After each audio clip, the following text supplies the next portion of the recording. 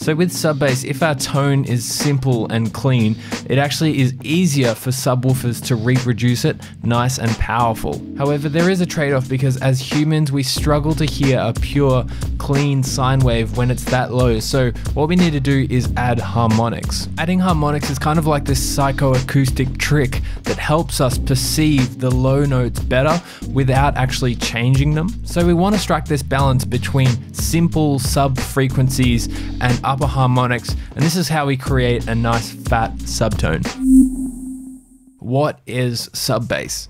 When we're referring to sub bass, we're usually talking about the particular frequency range that sits just below what we'd consider to be a typical bass line. These are the frequencies that the big subwoofers in club systems actually produce. These are the ones that you sort of more or less feel when you're on a dance floor.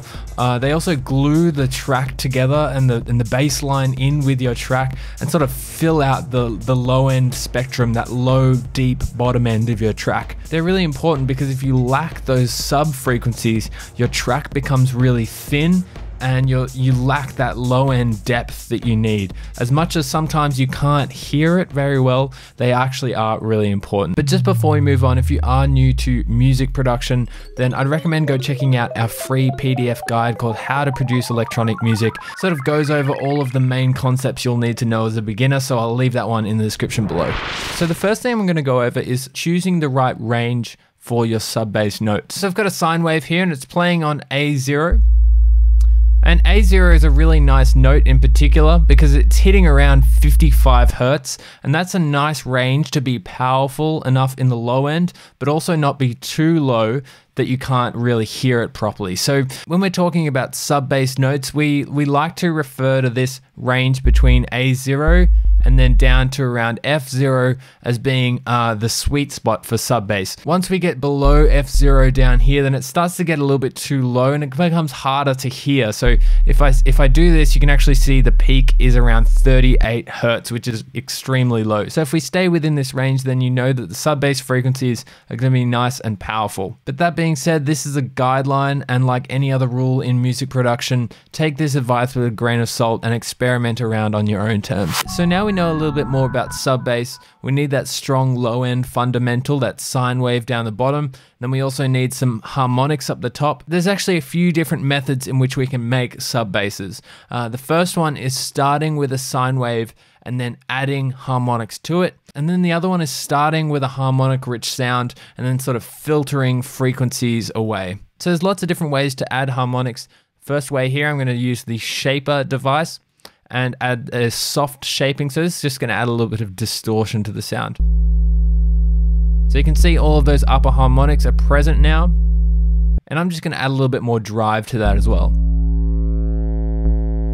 So as I add more drive, those upper harmonics become more present, and then we can use this dry wet to sort of tame that back a bit.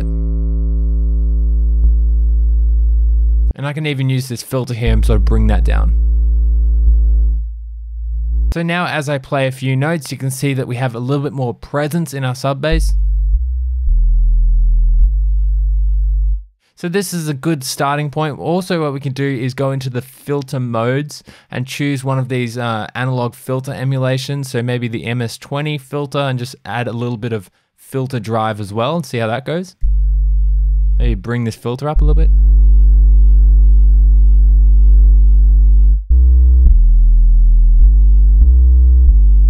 So another one of my favorite things is using the erosion device in Ableton. This is just literally adding a sine wave to the frequency spectrum. You can see that once I play a note, you can see those harmonics being added here. But what you can also do is add some white noise. So I'm going to click onto this noise tab. You can see I can add white noise in any frequency that I like. So this is really adding a lot of presence, but it isn't adding a tone, which is nice because you can really notice this once I sort of start changing the notes around. So adding a nice little bit of subtle noise is really nice. I like even duplicating it and adding 2 peaks of noise in different frequency ranges. So that's adding a nice amount of upper harmonics, and our bass sound is sounding really thick now. So I've got a new operator patch here, and what I'm gonna do this time is actually start off with a harmonically rich sound and then sort of filter away. So you can do this in so many different ways, but a good one is starting off with something like a square wave, and this is gonna have heaps of harmonics. So heaps of harmonics, and then we can sort of just filter those away. So we start off with these harmonics and then we work with them to make it sound like what we want.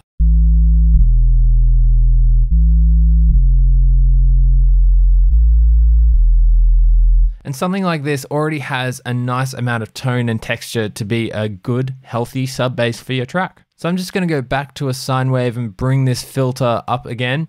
And what I also like to do is, using operator, is click on this 16 button up here. Operator actually allows you to draw in harmonics. That's what this view is doing in here. So if I play a note, you can see I can actually draw in those harmonics here.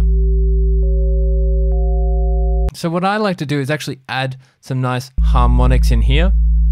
Maybe one here, maybe one here. And then you can see the waveform over here is actually changed to have a little bit more distortion in the waveform. It's a little bit more square now as it was before. Now we can start to combine the techniques that we've learned, start off with a slightly more harmonically rich waveform and then add slight bits of harmonics to it and keep tweaking it until we get something that we like. So maybe I'm gonna go over to the shaper here, add some soft shaping, bring this filter down and bring back this dry wet. And maybe put the filter mode on again and add a little bit of drive here. You can even mess with these operator levels over here. And that's gonna start to introduce a little bit of FM tone to it. Right, but let's just keep that down for the moment. We can add some more harmonics using this saturator device. Let's just have a listen here, drive that up a bit, bring that back a bit. I'm gonna bring down the bass knob, and that's just gonna preserve the low end a little bit better. So we're adding these harmonics in multiple different stages just to make our bass tone a little bit more present, but we don't wanna add too much harmonics because then it starts to take away from that original clean bass tone that we have down the bottom end. So it's finding this balance between simplicity. Remember, a simple subtone is going to be easier to reproduce, and then also having enough harmonics that we can actually hear it properly as well. So when it comes to producing in my tracks, I'm always trying to do a little bit of both, starting off with a tone that maybe isn't just a sine wave, has a little bit more harmonics. I'm sort of filtering those harmonics back. I'm adding little bits of harmonics here and there just to try and tweak the tone into the right sound for my track. So I hope this video has helped you wrap your head around sub bass. If you've enjoyed, remember to like and subscribe to the channel. Otherwise, thank you so much for hanging out as always, and I'll see you in the next video.